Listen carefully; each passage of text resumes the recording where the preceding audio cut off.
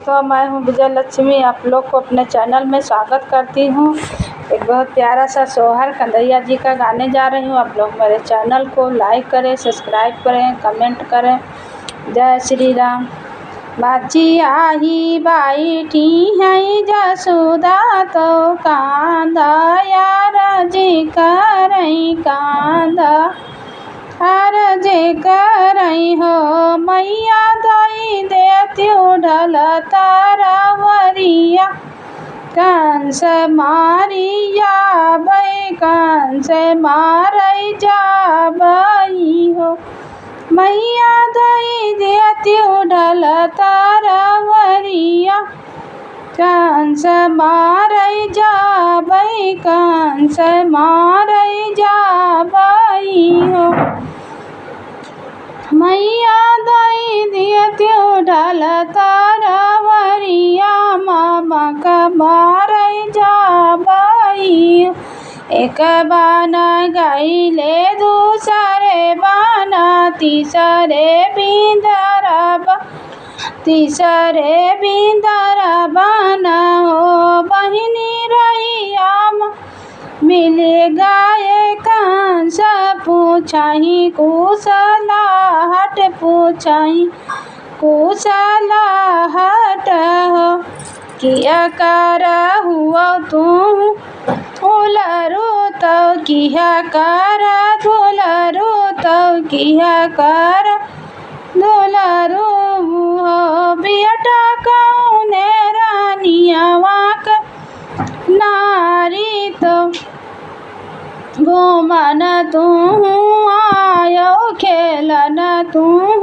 आयो बेटा किया कर हुआ तू दुलरू तो हम का बतावू वासुदेव कही हम उलरू तो नहीं का दुलरू तो नहीं कई दुलरू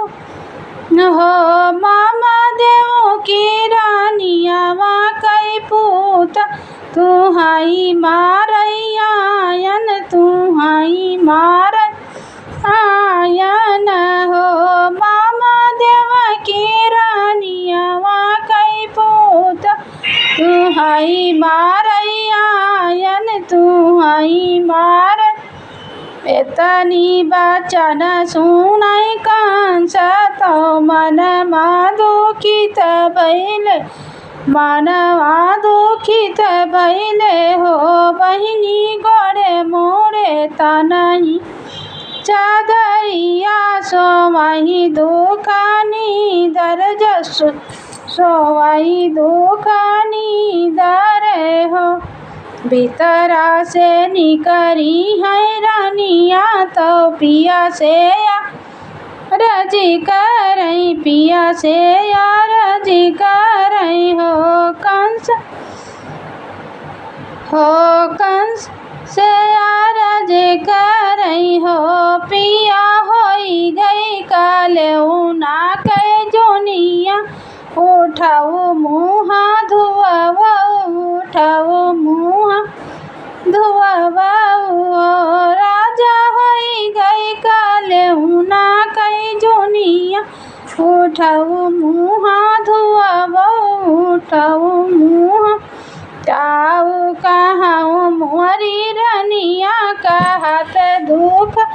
लागई कहत दुख लागई हो रनिया बरहा बारिशी कई कांधैया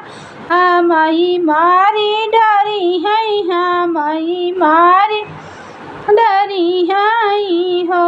रनिया बरहा बारिशी कई कांधैया हमई मारी डरी है हो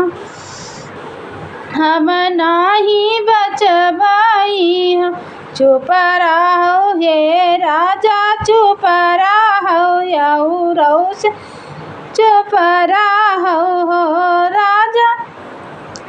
राजा जानी ऐसे का बुआलो बचनिया कांधैया फूसी लाई बई कांधैया फूसी लाई गोदिया भई कांधैया का तुह का छोड़ाइब मैं तुह का